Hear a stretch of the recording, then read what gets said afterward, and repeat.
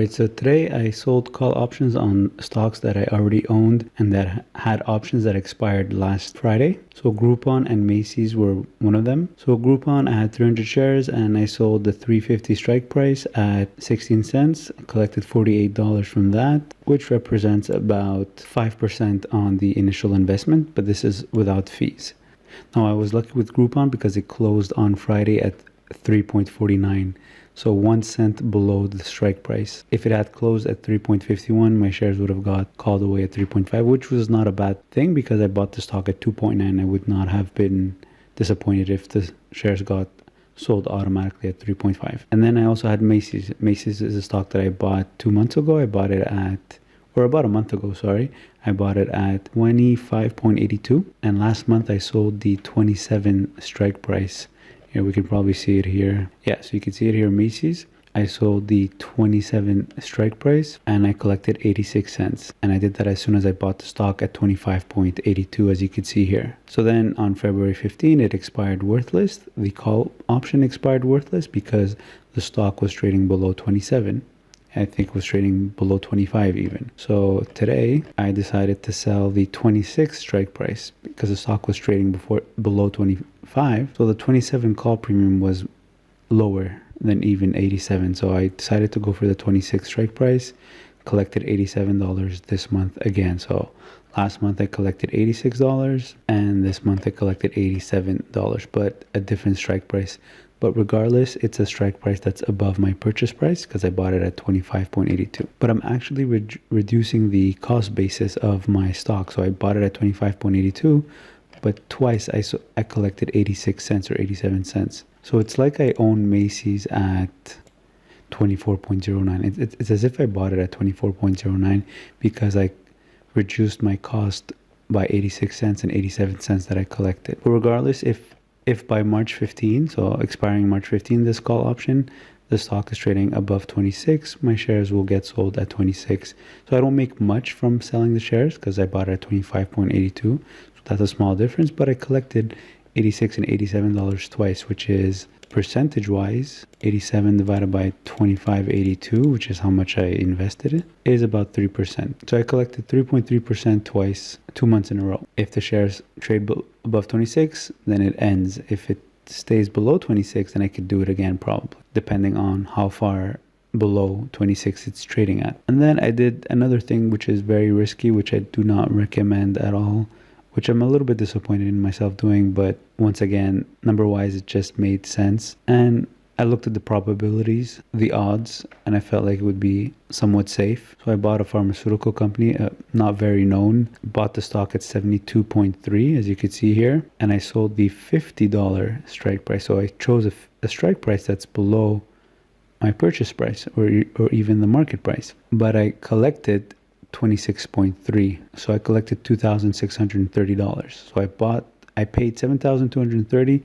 I collected $2,630 today, same day. So that means basically what I invested was $7,230 minus $2,630. So I invested $4,600 in this stock by buying it at 72.3, but collecting 26.3 on the call option. Now I chose the $50 strike price. So what that means is between now and March 15, or on March 15, if the stock is trading above $50, right now it's at 72.3. So if on March 15 it's trading above $50, my shares will get sold automatically at $50. So the $4,600 that I paid here, I'm going to get $5,000 for it. So basically, I'm getting a $400 profit on this trade. $400 profit on a $4,600 investment is 8.6% in 1 month. If it's trading below $50, well, it depends how much lower.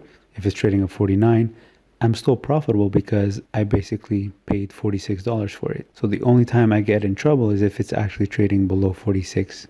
I break even at 46. So probability wise, it's got a better chance of being above 50 come March 15. Now, of course, it's not guaranteed. There's a risk. And that's why this was a risky trade. But choosing a strike price that's much lower than the market price and still being able to collect a premium that's higher than the strike price plus the premium, then it takes away some of that risk. Unless of course, this company goes to zero, goes bankrupt by March 15. But basically, I want the stock to be trading above 50 on March 15, which I think has a pretty good chance. So of course I looked it up a bit. So looked at the chart first. In the past year, you could see it's fairly neutral. It traded between $52.76. So the lowest price in the past year was 52, so above my 50 strike price, so that's good. The highest was 77. The 1-year target, according to Yahoo Finance, is 86. Got a 3 billion market cap. It's obviously losing money, like all these pharmaceutical companies that are still working on developing the drugs. It's got a buy recommendation of 1.3, so that's very close to the strong buy recommendation here. So this year, 137 employees, that's not so good. It's still a very small company, anything can happen. It's based out of Denmark. But what I liked about it is that it's actually working with Sanofi, one of the big pharmaceutical companies out there. So that's sort of a plus on its side, because I mean, if Sanofi approves of it and actually works with it, so chances are smaller that the company is just going to disappear. So yeah, so hopefully the stock is trading above 50, and I give myself a good room because it's trading at 71 right now. So I give myself enough room for this stock to move or even drop, and it'd still be making 8.6% in 1 month, or $400 profit. So here's why I'm really starting to like this covered call strategy, and I'm trying to explain it with this example here.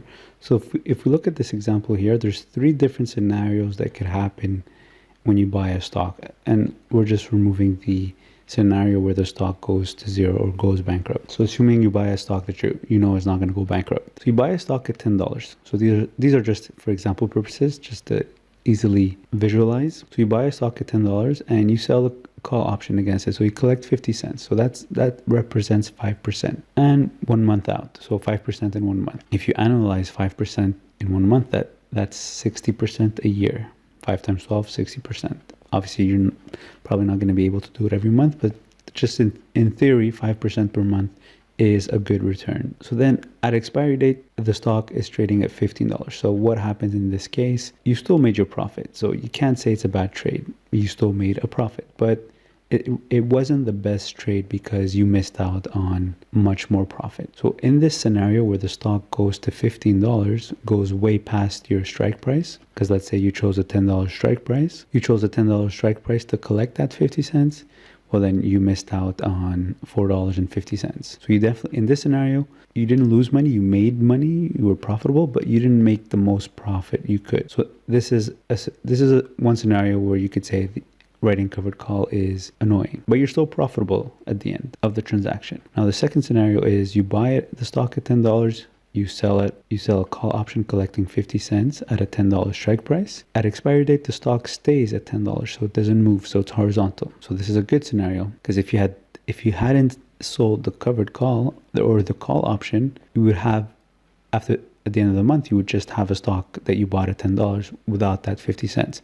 So in this scenario, in this second scenario, writing a covered call was the right strategy, because at least you collected something from this trade. Now the third scenario is you buy the stock at $10, you collect that 50 cents by selling a call option at a $10 strike price, but the stock goes to $5. So in this scenario, you collected 50 cents, but if you did not write that covered call, you would own a stock that you're down 50%. So in both scenarios, your stock is worth $5, but at least with the covered call scenario, you collected something, you collected 50 cents out of it. So instead of being down 50%, you're actually down 45%, let's say, because you actually collected something out of it. So your cost basis is not necessarily $10, it's actually 9.5 because of that 50 cent that you collected. So these are the 3 different scenarios that could happen, really, right? Stock goes up, stock stays horizontal, or stock goes down. And these are the extremes.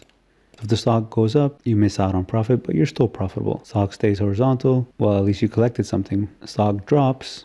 In both scenarios, you're down a lot on your stock, but at least you reduced your loss. Instead of being down 50%, you're only down 45%. So this is how I see it. Now, I just hope that I don't get any surprises by continuing this strategy. We'll see how it goes, but for now, it's looking okay. It's looking good. It's looking better than last year, that's for sure. Yeah, I just want to share with you the trades I made today and how much I collected from the call premiums alone. So like always, if you have any questions, leave them in the comment section below. If you can open an account with Questrade to trade on the stock market, use my referral code in the description below the video to get between $25 and $250 back, depending on your deposit. Also, it is tax season. If you're looking for an accountant, don't hesitate to message me.